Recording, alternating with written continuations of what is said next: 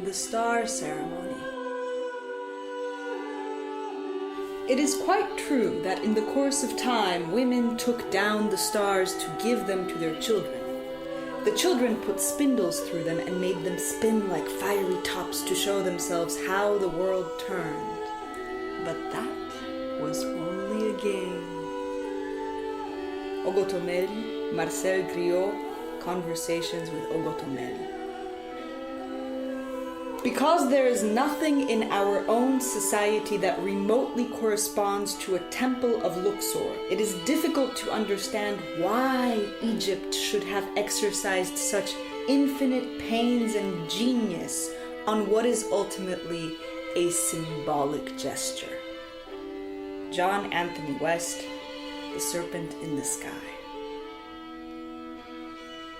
In storytelling, there is always transgression, and in all art. Ben Okri, A Way of Being Free. In the origin story of our civilization, the beginning started with a blazing blast, a bright bang, a big bomb. An explosion like no other explosion that any universe or any time had ever seen.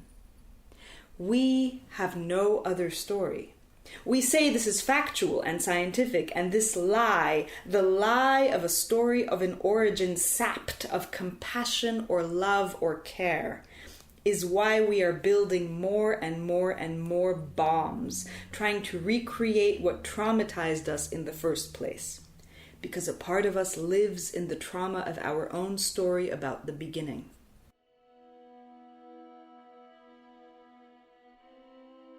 The stars, the keepers of all of the times, tell us that we can tell this story of our beginning again in another way, over and over in the many millions of ways that it deserves to be truthfully told.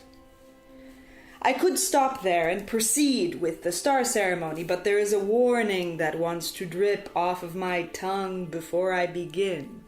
If we continue to tell ugly stories of our beginnings, then we will continue to draw ugly conclusions. In fact, we will forever fear the ugly endings that ugly beginnings create.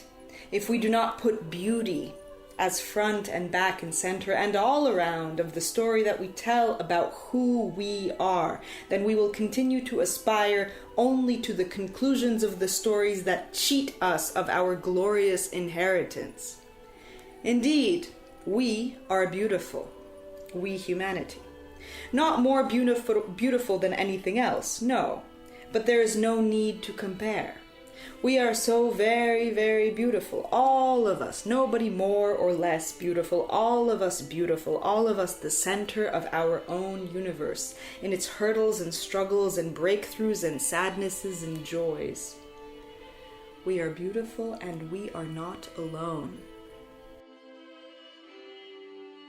And so, my friends, here is a series of beginnings. A ceremony of the stars, a ceremony that aims to send a message to the intergalactic community that we as humanity are united once more, have stood up on our feet, and are ready again to rejoin the living universe as beautiful, conscious, loving, and self-loving, and so deliciously human humanity.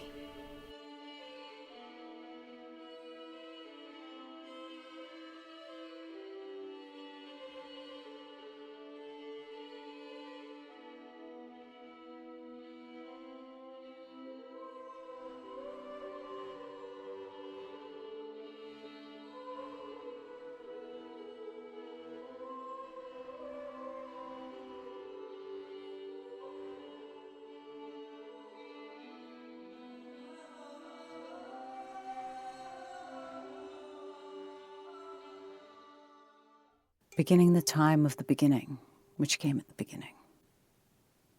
In the very beginning, that undead, flat deadness of no-go future and never been past, when only desert sands flourished and grew and built dancing mountains in a community-like way, the great bird-headed one flew down or up or to the side, from the great somewhere else that remains a mystery, and proceeded to scratch a story into the desert sands with his beak. "This is fun," he said. "I like this." And the stars smiled. "In the beginning," read the line in the desert sands, until the great shaman smith who pounds away and beats time into the fabric of all things heaved a great sigh in his smithy, and the resulting wind of his breath blew the sands into a tizzy, and, as always happens when the times shift, the beginning that had been so carefully scratched into the sands disappeared. So now, after flapping of frustration, the great bird-headed one wandered over to the sacred waters, busy looking at the sand dunes of the beach with waves like eager tongues of baby elephants, and proceeded to scratch a line into the water, just so, with his beak. "This is fun," he said. "I want to do more of this." He was surprised, however, to find that no matter how he dipped his beak into and along the water, nothing he wrote stayed etched into the waves. The delightfully changeable water blew bubbles of glee and giggled and gurgled. "I will swallow all of your stories. They will disappear into my depths and forget themselves. The water is no place for the etchings of your beak, great head of birds. Go, see if the sky will offer you her body for your play." And the winged, beaked one went to the deep blue sky goddess and, fearing more wasted efforts, which of you hasn't feared another disappointed attempt, proceeded to first ask the many silver-eyed one, "Can I scratch my stories onto your body with my beak?"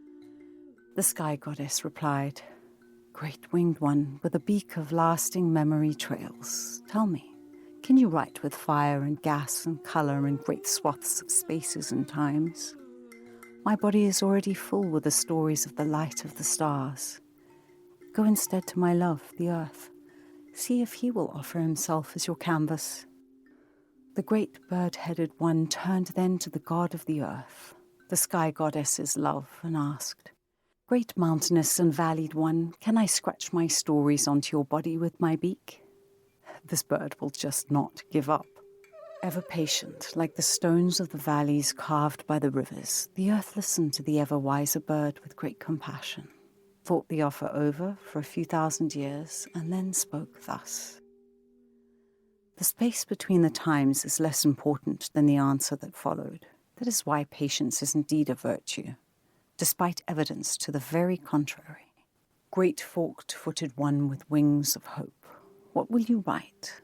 Will it inspire my children to live with more love in their hearts? For you see, my children are sad. Carve me into the story that will give them hope for all eternity, and I will offer you my body. The great bird-headed god of now wisdom said, "Sure, this is fun, I like this." And so begins the story, with a masterful glyph stroke of the now very wise great bird that started it all. Wait, should I call myself wise? Thus thinks the scribe to himself, and yet the scribe reverses his thoughts the way a car might reverse on a frozen road when the driver decides it is actually time to go home. Call myself wise? Might as well. And the great bird-headed one scratched the body of the giant, never-flat earth god, and from this new and shy crevice was born a cave, and from the cave peeked out the face of a woman. The enthusiasm of the beak scratching a story always seems to bring about a tear in the fabric of reality, and from the other side, a party of friends and not so much friends comes through. The woman seemed more intrigued than surprised, as if stories, and the tears and tears they make, were cubs she tended joyfully in her cave. My, what have we here?" exclaimed the delighted scribe, ready to rip more holes in the reality with his exuberant writing beak. "Who are you?" "I am the great balancer of all things, the cosmic law," said the woman. She was polite like that. Still is, in fact, ready to explain exactly who she is, what she does, why she does it, and why everything else goes the way it does in life. And I guarantee you, she lives in the cave of your belly as well. "I make the whole of life fair and just," continued the woman. "I make it so nothing is ever forgotten, lost, and no good deed goes unrewarded." "What do you do with bad deeds?" asked the feathery-headed one. The woman smiled a smile that was mysterious, yet not mysterious enough to be questioned as a smile. This was definitely a smile. I make sure that no good deed goes unrewarded. I like you, the great bird had once chortled. I like this. The flying creature-headed god of wisdom then hummed and hollered. This is fun. I think I will do just a little bit more. Write about our children, interrupted the earth god and the sky goddess, that fantastical pair of eternal lovers. Their interruption caused comets to crash into the earth from the sky and volcanoes to explode with fire and ash. This must have been part and parcel of a very passionate embrace, for neither one of them seemed worried. Write about our children, please. We can't talk about them because they get embarrassed and tell us we're old-fashioned, but they are really something. They paused here and looked at each other, a gaze intimate, roguish and shy. Their tender intimacy caused the first plants to grow and the first flowers to blossom. Something special, said Sky. Something else, said Earth. They looked at each other again and laughed. The laughter was heard by the fish of the sea who wandered out onto the shore to catch the joke. Everything in the universe likes a good joke, after all. The earth and the sky saw the fish wandering around on the shore, and they laughed some more. The fish liked to laugh so much that they never went back into the water, and instead laid eggs in nests built in the trees. The laughter of the earth bounced across the heavens, and new stars were born. The laughter of the sky bounced against the earth, and in those places trees grew. The great wise bird laughed also, because sky and earth had laughed, and his laughter folded its way into both the heaven and the earth. And in those places new roads rolled out for the souls of all creatures. This is fun, said the now officially bird-headed scribe of all the times. I like this. I think I will do just a little bit more.